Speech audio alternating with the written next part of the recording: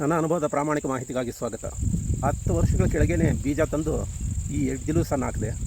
ಸುಮಾರು ನೆಲಕ್ಕೆ ಹಾಕಿರ್ತೀನಿ. ಆಮೇಲೆ ಬರ್ತಾ ಬರ್ತಾ ಬರ್ತಾ ಅದನ್ನು ಕಡಿಮೆ ಮಾಡಿಕೊಂಡೆ. ಈಗ ಪೂರಾ ನನ್ನ ತೋಟದಿಂದ ತೆಗೆದುಬಿಟ್ಟಿದ್ದೀನಿ. ಅಂದರೆ ಮೇವಾಗಿ ಈಗ ನನ್ನ ತೋಟದಲ್ಲಿ ಇಲ್ಲ, ಆದರೆ ಕಳೆಯಾಗಿ ನನ್ನ ತೋಟದ 4 ಮೂಲೆಗಳು ನೋಡ್ಕೊಳ್ತಾ ಬನ್ನಿ, ಅಲ್ಲಲ್ಲಲ್ಲಲ್ಲೇ ಕಳೆಯಾಗಿ ನಿಂತುಬಿಟ್ಟಿದೆ. ಅಷ್ಟಕ್ಕೆ ನಾನು ಈ ವಿಡಿಯೋ ಮಾಡ್ತಿರೋ ಜಾಗದಲ್ಲೇ ಕುಂತಿರೋ ಜಾಗದಲ್ಲೇ ನೋಡಿ, ಈ ಬೇಡದ ಅತಿಥಿ ಇಲ್ಲೆಲ್ಲ ಇದೆ. ನೀವು ಸುತ್ತಲೂ ನೋಡಿ, ನಾನು ಕುತ್ಕೊಂಡಿರೋ ಜಾಗದಿಂದಲೇ ಎಲ್ಲೆಲ್ಲೆಲ್ಲೆಲ್ಲನೂ ಈ ಎಡ್ಜಿಲೂಸನ್ನು ಬೇಡದ ಅತಿಥಿ ಯಾವ ಥರ ನನ್ನ ಸುತ್ತಲೂ ಕೂಡ ಇದೆ ಅಂತಂದು. ಎಷ್ಟೋ ಸತಿ ಇದನ್ನು ಕಳೆನಾಶಕದ ಮೂಲಕ ಕಳೆಯೋ ಪ್ರಯತ್ನ ಮಾಡಿದ್ರೂ ಕೂಡ ನನ್ನ ಇದು ಬಿಡ್ತಾ ಇಲ್ಲ ಬೇಡದ ಅತಿಥಿ. ಅಷ್ಟು ಮಾತ್ರ ಅಲ್ಲ, ಅಕ್ಕಪಕ್ಕದ ನಮ್ಮ ಭಾಗಸ್ಥರ ಬೆಳೆಗಳಲ್ಲೂ ಸಹ ಇದು ರಕ್ತ ಬೀಜಾಸುರನಂತೆ ಅಲ್ಲಲ್ಲಲ್ಲೇ ಕಳೆಯಾಗಿ ಕಾಣಿಸ್ಕೊಳ್ತಾ ಇರುತ್ತೆ.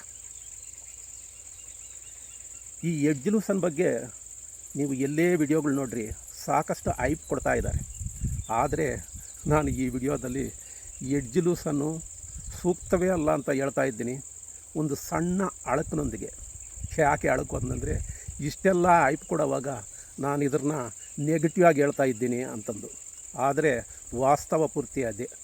ನನಗೆ ಇಷ್ಟೆಲ್ಲ ಕುರಿ ಮೇಕೆಗಳು ಸಾಕಿರುವಂಥ ಅನುಭವ ಮತ್ತು ಆಗಲೇ ಹೇಳ್ದಂಗೆ 10 ವರ್ಷದಿಂದನೂ ಈ ಎಡ್ಜಿಲೂಸನ್ನಿಂದ ಹೇಗಿ ಕೊನೆಗೂ ಇದನ್ನು ಪೂರ ಇದ್ರ ಸಹವಾಸ ಬೇಡ ಅಂತಂದು ತೆಗೆದಾಕಿಬಿಟ್ಟಿದ್ದೀನಿ. ಈಗ ಇದಕ್ಕಿಷ್ಟೆಲ್ಲ ಐಪ್ ಕೊಡ್ತಾ ಇರೋರು ಯಾರು ಅಂತ ನೀವು ನೋಡಿದ್ರೆ, ಒಂದನೇದಾಗಿ ಇದ್ರ ಬೀಜ ಮಾರೋ ಅಂಥವ್ರು, ಎರಡನೇದಾಗಿ ಈ ಪಶುವೈದ್ಯಕೀಯ ಇಲಾಖೆಯಲ್ಲಿರುವಂತಹ ತಜ್ಞರು ಅನಿಸ್ಕೊಂಡವರು, ಮೂರನೇದಾಗಿ ಕುರಿಮೇಕೆ ಸಾಕಾಣಿಕೆಯ ಹೈಟೆಕ್ ಶೆಡ್ನ ಓನರ್ಗಳು. ನೀವು ನೋಡಿ ಇವರು ಯಾರು ಮೈ ಬಗ್ಗಿಸಿ ಈ ಸೊಪ್ಪನ್ನ ಕೊಯ್ದೋರಲ್ಲ. ಯಾರೋ ಆಳುಗಳಾಗಿ ಕೊಯ್ಸ್ತಾ ಇರ್ತಾರೆ. ಈ ಸೊಪ್ಪನ್ನು ಕೊಯ್ಲು ಮಾಡಬೇಕಾದ್ರೆ ಇದರ ಕಷ್ಟ ಏನು, ಇದು ಎಷ್ಟು ಮಾತ್ರ ಒದಗುತ್ತೆ ಅಂದರೆ ಕ್ವಾಂಟಿಟಿ ಬರುತ್ತೆ, ಇದೆಲ್ಲ ಇವ್ರಿಗೆ ಗೊತ್ತಿಲ್ಲ.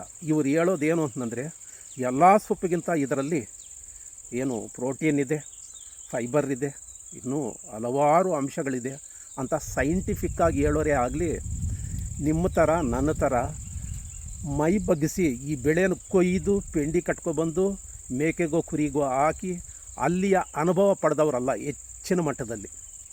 ಹಂಗಾಗಿಬಿಟ್ಟು ಇದರಲ್ಲಿರೋ ಸೈಂಟಿಫಿಕ್ಕಾಗಿ ಏನೇನು ಪೋಷಕಾಂಶಗಳಿದೆ ಅಂತಂದು ಹೇಳ್ತಾ ಇದ್ದಾರೆ ಆಗಲಿ, ಇದು ಕೊಯ್ಲಿಗೆ ಎಷ್ಟು ಸೂಕ್ತ, ಆಮೇಲೆ ಇದು ಎಷ್ಟು ಮಾತ್ರ ಎಕರೆಯಲ್ಲಿ ಎಷ್ಟು ಕ್ವಾಂಟಿಟಿ ಬರುತ್ತೆ, ಇವೆಲ್ಲ ಅಷ್ಟೊಂದು ಗಣನೆಗೆ ತೆಗೆದುಕೊಳ್ತಾ ಇಲ್ಲ ಅಂತಂದೇ ಲೆಕ್ಕ.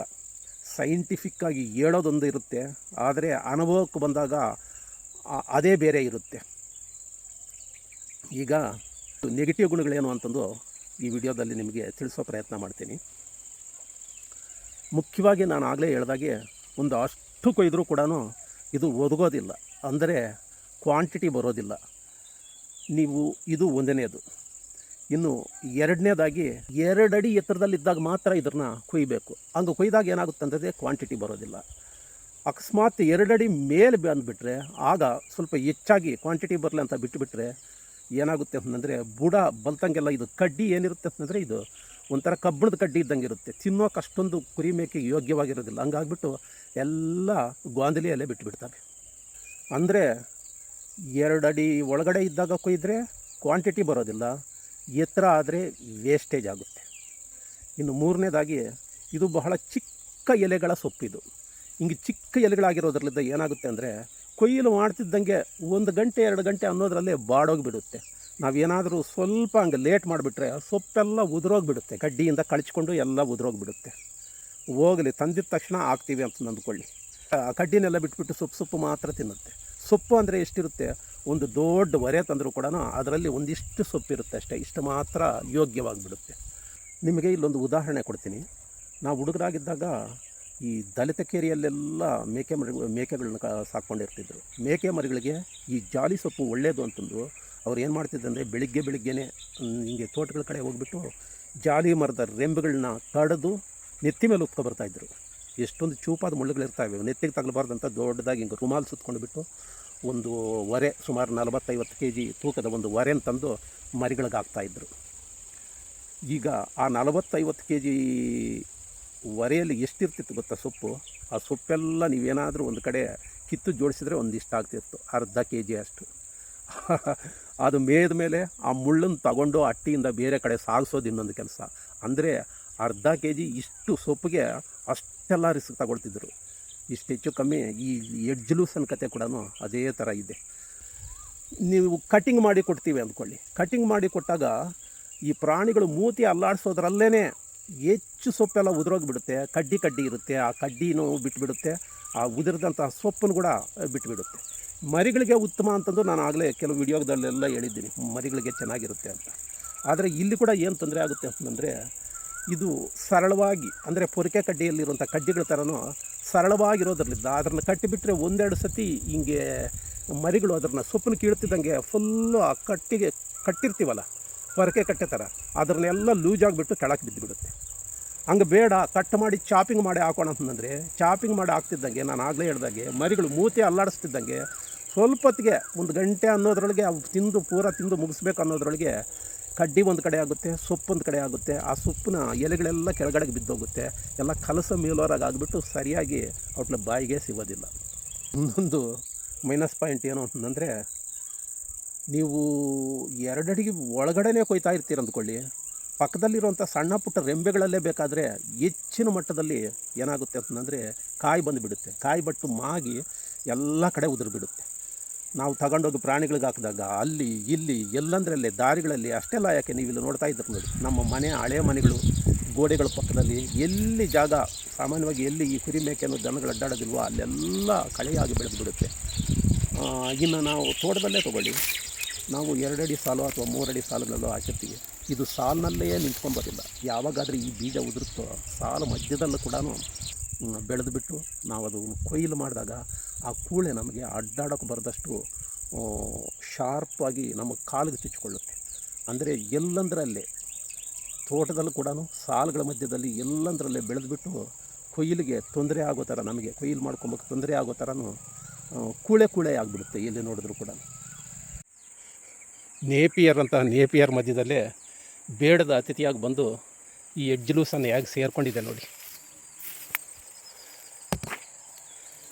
ಅದ್ರ ಜೊತೆಯಲ್ಲಿ ಈ ಎಡ್ಜ್ ಲೂಸನ್ನು ಕೊಯ್ದಾಗ ಅದು ಏನಾಗಿರುತ್ತೆ ಅಂತಂದರೆ ಸಾಲುಗಳ ಮಧ್ಯದಲ್ಲಿ ಬಂದು ಸೇರಿಕೊಂಡಿರುತ್ತೆ. ಕೊಯ್ಲು ಮಾಡಿದಾಗ ಈ ಥರ ಕೂಳೆ ಆಗಿಬಿಡುತ್ತೆ, ಚೂಪಾದ ಕೂಳೆ, ಅಂದರೆ ಕಾಲಿಡೋಕ್ಕೆ ಆಗೋದಿಲ್ಲ ಆ ಥರ. ಇದ್ರ ಮೇಲೆ ಕಾಲಿಟ್ಟರೆ ಏನಾಗುತ್ತೆ ನೋಡಿ, ಎಷ್ಟು ಚೂಪಾಗಿ ಕೊಯ್ಲು ಮಾಡಿರುವಂಥದ್ದು ಎಷ್ಟು ಚೂಪಾಗಿದೆ. ನಾವು ಪಾದ ಇದ್ರ ಮೇಲೆ ಏನಾದರೂ ಇಟ್ಟರೆ ಏನಾಗುತ್ತೆ ಹೇಳಿ, ಹಿಂದೆಯೇ ರಕ್ತ ಚಿಮ್ಮುತ್ತೆ. ಈ ಥರ ಎಲ್ಲ ಬೆಳೆಗಳಲ್ಲೂ ಬಂದು ಕಳೆಯಾಗಿ ಸೇರಿಕೊಂಡು ಬಿಟ್ಟು ನಮಗೆ ಕಾಟ ಕೊಡುವಂಥ ಒಂದು ಬೇಡದ ಅತಿಥಿ ಆಗೋಗಿಬಿಟ್ಟಿದೆ ಈ ಎಡ್ಜ್ ಲೂಸನ್. ಇನ್ನೂ ಒಂದು ಮೈನಸ್ ಪಾಯಿಂಟ್ ಏನು ಅಂತಂದರೆ, 1-2 ಸತಿ ಕೊಯ್ಲು ಮಾಡ್ತಿದ್ದಂಗೆ ಆ ಬುಡ ಎಲ್ಲ ಕಳ್ಳೆ ಆಗಿಬಿಡುತ್ತೆ. ಅವಾಗ ಸರಿಯಾಗಿ ಇದು ಚಿಗುರು ಬರೋದಿಲ್ಲ. ಅವಾಗ ಬ್ರೂನಿಂಗ್ ಮಾಡಬೇಕಾಗುತ್ತೆ, ನಾವು ಕಟ್ ಮಾಡಬೇಕಾಗುತ್ತೆ. ಇಲ್ಲ ಅಂತಂದರೆ ಸರಿಯಾಗಿ ಬೆಳೆನೇ ಬರೋದಿಲ್ಲ, ನೀವೆಷ್ಟೇ ಗೊಬ್ಬರ ನೀರು ಕೊಟ್ಟರು ಕೂಡ. ಅಂದರೆ ಈಗ ಅಗಸೆಗೆ ಹೋಲಿಸ್ಕೊಂಡು ಹೇಳೋಣ, ನಾನು ಅಗಸೆನ ಬರೀ ಒಂದು 10-15 ನಿಮಿಷದಲ್ಲಿ ಸುಮಾರು ಒಂದು 50-60 ಕೆ ಜಿ ತೂಕದ ಒಂದು ವರೆನ ಈಸಿಯಾಗಿ ಕಟ್ ಮಾಡಿಬಿಡ್ತೀನಿ. ಆದರೆ ನೀವು ಇದನ್ನು ಕಟ್ ಮಾಡಬೇಕಂದ್ರೆ ಗಂಟೆಗಟ್ಟಲೆ ಕೆಲಸ ಆಗುತ್ತೆ. ಬಗ್ಕೊಂಡು ಹುಲ್ಲು ಕೊಯ್ದಂಗೆ ಕೊಯ್ಬೇಕಾಗಿರೋದ್ರಿಂದ ಗಂಟೆಗಟ್ಟಲೆ ಕೆಲಸ ಆಗುತ್ತೆ. ಹೈಟೆಕ್ ಶೆಡ್ನವ್ರಿಗೆ ಇಂಥ ತಾಪತ್ರಯಗಳೆಲ್ಲ ಗೊತ್ತಿರೋದಿಲ್ಲ. ಯಾರೋ ಕೂಲಿ ಆಳುಗಳಿರ್ತಾರೆ, ಅವ್ರು ತರ್ತಾರೆ, ಹಾಕ್ತಾರೆ, ಚೆನ್ನಾಗಿ ಮೇಯ್ತಾ ಇದೆ, ಇದು ಮೇಯ್ದಿರೋದ್ರಲ್ಲಿದ್ದ ದಷ್ಟಪುಷ್ಟವಾಗಿದೆ ಅಂತಂದೇ ಹೇಳ್ತಾರಾಗಲಿ. ಆದರೆ ಎಕರೆವಾರು ಎಷ್ಟು ಇಳುವರಿ ಬರುತ್ತೆ ಅಂತ ಇವ್ರಿಗೆ ನಿಖರವಾಗಿ ಗೊತ್ತಿರೋದಿಲ್ಲ. ಜೊತೆಗೆ ಇದು ಹೇಗೆ ಕೊಯ್ಲು ಕಷ್ಟವಾಗಿದೆ ಅನ್ನೋದ್ರ ಕೂಡ ಇವ್ರಿಗೆ ಅರಿವು ಬರೋದಿಲ್ಲ. ನೀವು ಸುಮಾರು ಒಂದು ಮಡಿನೂ ಕೊಯ್ದಾಕ್ಬಿಟ್ರೆಗಿನ ಅದರಲ್ಲಿ ಒಂದು ಹೊರೆ ಆಗುತ್ತೆ ಅಂದ್ಕೊಳ್ಳಿ. ಅದರಲ್ಲಿ ಸೊಪ್ಪಂತ ಸಿಕ್ಕೋದು ಎಷ್ಟು, 1 ಕೆ ಜಿನೋ 2 ಕೆ ಜಿನೋ ಅಷ್ಟೇ. ನಮ್ಮ ಕಡೆ ಹೇಳ್ತಿರ್ತಾರೆ ಬಂಗಾರದ ಕತ್ತಿ ಅಂತ ಕುತ್ತಿಗೆ ಕೊಯ್ಕೊಬೇಕಾಗುತ್ತಾ ಅಂತಂದು. ಈ ಎಡ್ಜ್ ಲೂಸನ್ ಕತೆ ಕೂಡ ಅಷ್ಟೇ. ಕಡಿಮೆ ಬೆಳೆದಾಗ ಸೊಪ್ಪು ಕ್ವಾಂಟಿಟಿನೇ ಬರೋದಿಲ್ಲ, ಹೆಚ್ಚಿಗೆ ಬೆಳೆದಾಗ ವಿಚಿತ್ರವಾಗಿ ವೇಸ್ಟ್ ಆಗೋಗಿಬಿಡುತ್ತೆ. ಇವೆಲ್ಲ ನಾನು ಅನುಭವಿಸ್ತಾ ಇರ್ತೀನಿ. ಯಾಕೆ ಅಂತಂದರೆ ನಾನೇ ಇಲ್ಲಿ ಬಗ್ಗಿ ಕೆಲಸ ಮಾಡೋದ್ರಲ್ಲಿದ್ದ ಬೀಜ ಹಾಕೋದ್ರಿಂದ, ನೀರಾಯಿಸೋದ್ರಿಂದ, ಕೊಯ್ಲು ಮಾಡಿ ಪ್ರಾಣಿಗಳು ತಂದಾಕಿ ಅವು ಹೆಂಗೆ ತಿಂತವೆ, ಎಷ್ಟು ವೇಸ್ಟೇಜ್ ಮಾಡ್ಕೊಳ್ತವೆ, ಇವೆಲ್ಲ ನೋಡ್ತಾ ಏನಾಗುತ್ತೆ ಅಂತಂದರೆ ಯಾಕೆ ಬೇಕಪ್ಪ ಈ ಸೊಪ್ಪು ಅನ್ನೋಂಗೆ ಆಟೋಮೆಟಿಕ್ ಆಗುತ್ತೆ. ಇದು ಅನುಭವದ್ದು. ಯಾರಾದರೂ ಈಗ ಟೀಕೆ ಮಾಡ್ಬೋದು, ಅದ್ಯಾಕೆ ಕ್ವಾಂಟಿಟಿ ಬರೋದಿಲ್ಲ, ಇದ್ಯಾಕೆ ಹಿಂಗೆ ಅಂತಂದು. ಆದರೆ ನೀವೇ ಕೆಲಸ ನಂತರನೂ ಯಾರಾದರೂ ರೈತರು ಸ್ವಯಂ ಕೃಷಿಯಲ್ಲಿ ಕುರಿ ಮೇಕೆಗಳು ಮೇಯಿಸುವಂಥವ್ರು ಯಾರಿಗೇ ಆಗಲಿ ಇದಂತೂ ಸೂಟಬಲ್ ಅಲ್ಲ ಅನ್ನೋದು ನನ್ನ ಒಂದು ಕೊನೆಯ ಸಲಹೆ. ಯಾಕೆಂತಂದರೆ ನನಗೇನು ಎಜ್ಜುಲೂಸನ ಮೇಲೆ ದ್ವೇಷ ಇದೆಯಾ?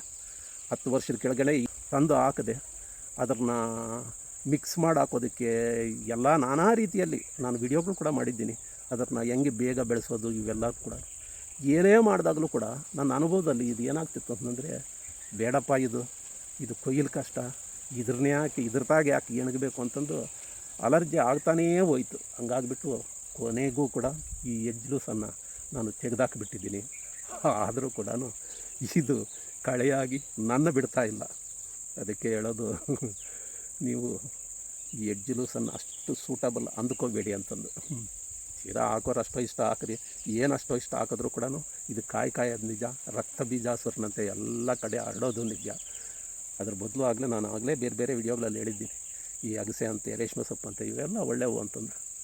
ಇರಲಿ, ನನ್ನ ಅನುಭವಕ್ಕೆ ಬಂದಿರೋದಂತೂ, ನನಗೆ ಅಲರ್ಜಿ ಆಗಿರೋದಂತೂ ಈ ಎಜ್ಜುಲೂಸನ್ನು ಅನ್ನೋದರಲ್ಲಿ ಎರಡನೇ ಮಾತೇ ಇಲ್ಲ. ನಿಮಗೇನು ಅನಿಸುತ್ತೆ ಅನ್ನೋದನ್ನ ಕಾಮೆಂಟ್ಗಳ ಮುಖಾಂತರ ತಿಳಿಸಿ. ನಮಸ್ಕಾರ.